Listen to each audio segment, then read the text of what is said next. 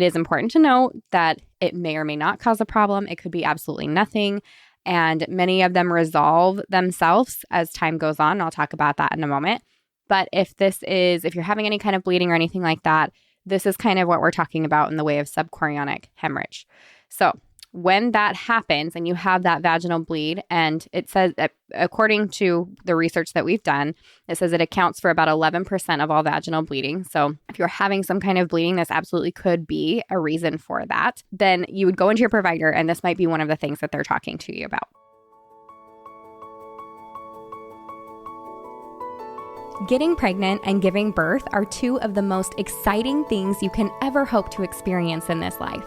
The moment you think you could be pregnant, you're frantically searching for all the best information, which is why you're here today.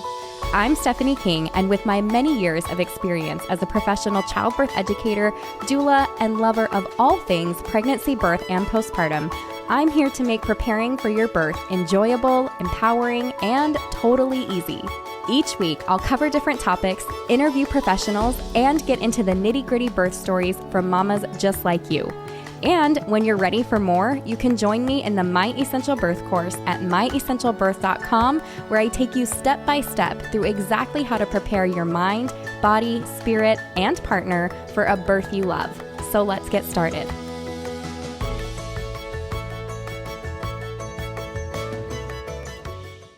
Welcome to this week's podcast episode, everyone. And for those who are new here, or maybe you've been around for a while and you haven't had a chance to do this yet, I'm going to ask you to do two things. First of all, if you have not left a review and you have Apple Podcasts, I know some of you leave them on Spotify, and that is excellent too. I'm going to give instructions for Apple Podcast. Pull it up on your app, wherever you are, scroll down to the bottom of where you are listening to this episode. There should be a place that says write a review. Click those stars, write me a review, and then I get to read it, hopefully soon, your review on the podcast. So it's really exciting for me. It helps me to kind of gauge where I'm at with my audience, to know that I'm speaking the right things to you guys. And if you feel like this information is going to be helpful, not only for yourself, but for somebody else, will you please do that? It helps us to get a little higher up for those searches so that women find this podcast and they get really good information for themselves during pregnancy. The second thing I want you to do, if you have not downloaded our exercise guide, like I said, this is not squats. This is not, well, actually there is squatting, but it's not like the exercise squats that you're thinking of. This is not kind of like any exercise program. These are three main, simple, easy, totally doable exercises that you can do every single day, starting at any time during your pregnancy and continuing on until you give birth, and even after if you want, that will help your baby be in a good position and your body to be prepared and comfortable stretching and strengthening all the right things. So if you haven't signed up for that yet, and we always have the link in the show notes, but it's myessentialbirth.com, and you can click free cheat sheet. You can put your name and information on that main page, or myessentialbirth.com/3-exercises. So if you have not done that yet, those are the two things that I would love for you to do. And with that, let's go into this week's testimonial, because like I said, I absolutely love getting to read them right here on the podcast. This one comes from Maggie MC 1217. She says, "The best." Thank you, Maggie. I can just stop right there, but she has a little more. She said, "So much great info. I truly can't stop listening. I was quite nervous about birth before, but honestly cannot wait. Thank you for all the great content and your advocacy for a natural birth." You are so welcome, and thanks for joining me here. That right there is my goal. If you are listening and you have any kind of fear regarding birth, if you're uncertain about anything, if you have questions about things and you don't know where to start, you're in the right place. Stick with me. I take you step by step, making pregnancy and birth topics totally a breeze so that you completely understand what is coming up for you during your pregnancy, what your options are, and how to speak to your provider about it.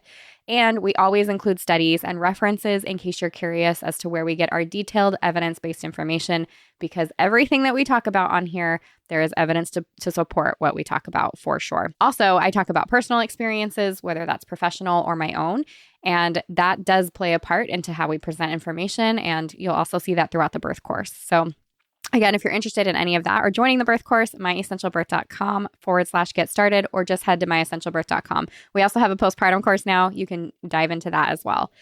This episode actually came from, it's kind of not a spinoff, but it really is a part 2 of something I talked about back in August of 2023. So not too terribly long ago, but it's been a minute.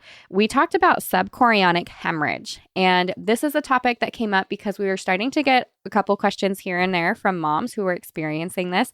And so we wanted to make sure and touch on that topic. So these are extra questions, more feedback that we got when we put that first episode out. So this is great, especially for moms who you haven't given birth yet, and this is something that you're dealing with, or if you are pregnant and may come up to this. So for moms who already gave birth, that's actually where some of these questions came from. They're like, oh, I realized I had this question, or I had this question.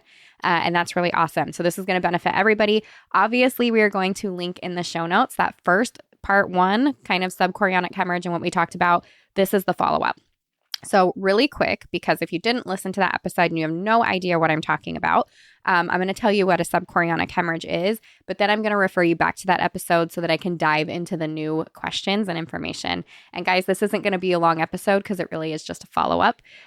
So again, this is a product of everybody reaching out after we put an episode out, asking us questions, and now we get to talk back. So if you have more questions after this episode, or you listen to any episode and you're like, I need clarification, or I have this specific situation, can you talk about this? This is really on my mind. Send us those things because we listen and then we make outlines for them and hopefully get to answer your questions just right back at you. So what is a subchorionic hemorrhage? Sometimes this can be called a subchorionic hematoma or a subchorionic bleed, but it comes from where the placenta detaches from the original implantation site during pregnancy. So wherever that placenta attached in the beginning, for some reason, it moved away from that area. And what happens is blood can collect. So the blood collects between the outer layer of your bag of waters. It's called the chorion layer. And that's why it's the subchorionic hemorrhage. So it sits between your uterus and that outer layer of your bag of waters. So your baby's inside of the bag of waters. You have the bag of waters. The part that is close to the baby inside of that bag of waters, that's called the amnion. And then the outside is called the chorion. That's why you've got your amniotic fluid and your subchorionic hemorrhage, right? So that outer layer of that bag of waters sits against your uterus. And when it peels back a little bit like that, and we're talking about the placenta as well, when that peels back a little bit, we've got this blood that collects between those two layers. So the outer layer of the bag of waters and your uterus.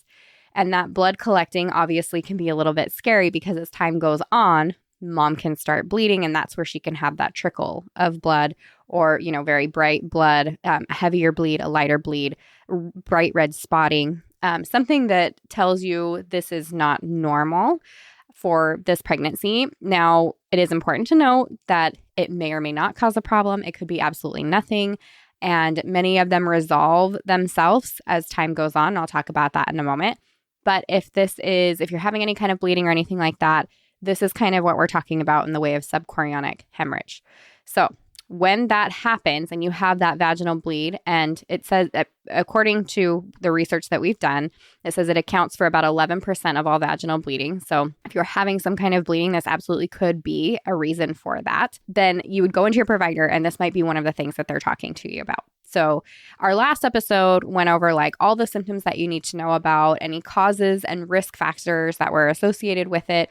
We talked about when you're going to call your provider, how it's going to affect your baby and your pregnancy, what you can do once you have it. And we talk about if it makes the pregnancy high risk, as well as how it affects the birth plan. So if you're looking for all of that information, all of that is going to be in the previous episode.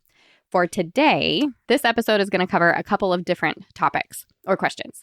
So the first question we got was, can you prevent it from happening, or can you heal it any faster? Is there anything that you can do to slow down the development or help it to heal? And from what we found, unfortunately, no, there's not much that you can do. And so it's really about listening to your body and working with your provider and trusting the process, which I know when things are out of our hands and it's a little out of control like that is not very comfortable, but that unfortunately, is kind of where you're at with this. There are risk factors that cause you to be more likely to develop one. We talked about that in the last episode as well. But some of these are out of your control, right? All of them are out of your control. And it's things like if you have a malformed uterus, a different shape of your uterus, right? Or recurrent pregnancy loss or pelvic infections. I think we went over IVF and some other things that can cause that to be a little bit higher on the are you going to develop this or not?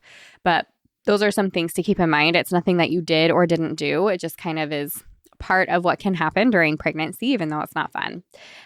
So keep that in mind. Nothing that you did wrong, nothing that you can do to prevent or make it, well, maybe you could make it worse. And I'll talk about that in a moment. But there's nothing that you did to cause or create this. When it comes to resolving it faster, your provider might recommend something like pelvic rest. So maybe they're talking bed rest or just the movements that you're doing, lowering some of those movements, lowering how long you're doing some of those movements, that kind of thing.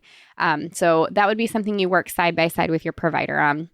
Again, it's not a perfect science, so they'll have ideas for you, but it might not be perfect. This pelvic rest is going to depend on the size of the hematoma and if you have any bleeding, because sometimes they can do an ultrasound and that's how they catch it and you would have no idea. So it's typically caught between weeks 10 to 20. You can have bleeding and that's how it's caught, or it can be on one of those ultrasounds and that's how they see it. So you never know. It can be the bleeding can be part of your story when you have one, or it might not. And I know that's probably not the answer that most of you want to hear if you have questions about that, but that is the reality of it. I'd say try not to stress too much. Listen to that good provider that you have vetted and you are on the same page with and you trust. And then know that most of them actually do resolve on their own. So that's very encouraging. And most of them resolve by about 20 weeks. But again, I'll get into that a little bit more in a moment. Another question that we got, and super common, obvious question, right? Can I still exercise? And the answer is you need to go back to that provider and make sure that you're following their recommendations. Again, depending on how big it is, where it's located, what effects you're having, that's all going to play a part. And so it's going to be really dependent on your situation. So keep that in mind as well. But most are going to say don't be doing a lot of vigorous exercising, obviously. So things like walking and stuff are probably fine. But again, you work with your provider, but usually fine. And as far as our 3 exercises, because I know I talked about that at the beginning of the episode, these are some pelvic tilts, a squat, and a forward leaning inversion. Make sure you bring that up with your provider. It will have to do with your specific situation. Something like a forward leaning inversion, they might be fine with, and they might say that's absolute no-go. Pelvic tilts are probably safe, but I am not in a position to medically tell you that they are. So again, work with your provider. And then same with the squat, depending on where that hematoma is, you don't want to be putting extra pressure in places it doesn't belong. And so just work with your provider on those things and listen to your body. You are extremely intuitive. You are more in tune than you realize. And so if something, even if you've been told it is okay, it might not be. And so you listen to your body and trust the process, just like we tell you to do pregnancy, labor, postpartum, right? So that's my take on that. Now, when will it go away? I told you most of them are going to resolve on their own about 20 weeks, which is awesome. And that's probably when you're going to have that ultrasound, should you choose to have one that's talking about the gender and things. So maybe that they schedule that out for week 22, 24, something like that. But it does vary widely. Unfortunately, I can't say all of them are going to be gone by this time. Obviously, that's not going to be the case. Many of them will, but they can also hang around till birth. And just because they hang around doesn't mean it's going to affect you or your baby in any kind of negative way other than knowing that it's there and being a little bit more cautious. So keep that in mind as well. Now, does it affect baby's position? That was another question that we got. And the answer is no, it shouldn't. I mean, unless you have a massive hematoma, and then that's something you definitely work with a provider about. But no, where it's at and what it's doing should not affect what your baby is doing in the way of their position at all. So I would say if you are listening here and you are early on in your pregnancy, the best thing that you can do is those 3 exercises, including that forward leaning inversion, prior to hearing about if you have something like this or if you experience any kind of bleed. That way your baby, hopefully, is working on being in that good position anyways. So that is something that you can do to help in the event that you do run across this. I think the good thing about subchorionic hemorrhage or hematoma is that the majority of time, there's no effects to baby. So that can be really positive, kind of store that away and remind yourself this doesn't have to be some crazy, terrible thing. It's just a variation of normal during pregnancy. Remember, though, that as your baby and your uterus grows, that's when you may or may not experience some bleeding. So if you know you have one, then that will happen or could happen as baby gets bigger. Another one that we've heard is my doctor says I will need a cesarean birth if I still have it when I go into labor. Now, let's take a moment with this one. If this is what you were hearing, this is time to reach out to another provider. Get a second and third opinion, meet with providers at different hospitals in different settings, and ask lots of questions because this is not necessarily evidence-based. In fact, research shows that subchorionic hemorrhage that's diagnosed in early pregnancy does not influence the need for a cesarean at all. Obviously, piece by piece, case by case, but keep that in mind because that information is going to be really useful to you if you're up against a provider that is pushing this for one reason or another. Now, they might be uncomfortable for whatever their reasons are. It's definitely worth the conversation and asking lots of questions. But I would love to see the evidence on, do you have some evidence showing that it's actually better for me to have a cesarean birth than not? Do you have something in black and white, like a study I can look at or like where you're getting your information so that I can read over it and feel a little more comfortable answering this question? If it's something that they're very concerned about for your situation, they should absolutely have something that they can hand you that tells you, yes, this is why. And if not, or if they get a little squirmy when you ask that question, that could be a red flag. Having a persistent hemorrhage that sticks around can lead to things like high blood pressure, the premature rupture of membranes.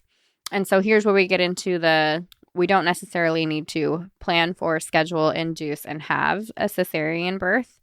But if you get something like high blood pressure and you have a premature rupture of membranes, meaning your water breaks before you're having any contractions, then your body might need some help to get things going. And so that does kind of push you into that induction phase where they're doing Pitocin, where they're trying to get your cervix to shorten and open and ripen. And if they need to do all of that and your body is just not ready to be in labor yet, all of that intervention to try and medically get things moving, then that can lead to a cesarean birth. And so there is this side things of there is a possibility that you could experience some of these things and it will lead to a cesarean birth, but it does not mean that you immediately need to schedule a cesarean birth. So have that conversation with your provider because I'm speaking in generalities and I'm talking specific to subchorionic hemorrhage. And if you have other things that are going on and you have this, obviously that is a different place to be. And I'm not a medical provider, so I can't answer your specific situation, but it's definitely worth the conversation with your provider to ask those questions, get the research, and then make a decision from there. When your water breaks, if it does prematurely or when it's time to have your baby, you'll probably or possibly, but likely will notice some blood because that hematoma gets pushed out. So like imagine your water breaks, right? And the bag of waters is full with water and it's pushed up against the uterus. And that bleed is in between that bag of waters and uterus, like we talked about at the beginning. And then that bag of waters gets popped. However, it gets popped and it shrinks down around your baby. And so obviously that bleed would probably drop down and come out. So that is likely what you are to experience. And so if that happens and you have a hematoma, and they might have different recommendations for you as to when you go in, don't freak out when you see it. Just know whatever you've worked out with your provider that like, yes, as soon as your water breaks, you need to come in immediately, or they say it should be fine. Let's check a couple of things at home, let us know what your contractions are doing. Maybe you have a way to monitor the baby's heart rate and you can tell them what your contraction, all that kind of stuff. Then you guys have that conversation beforehand. So Like I said, this was kind of going to be a short and sweet episode, just to follow up with some personal questions that you guys sent in on Instagram and our email.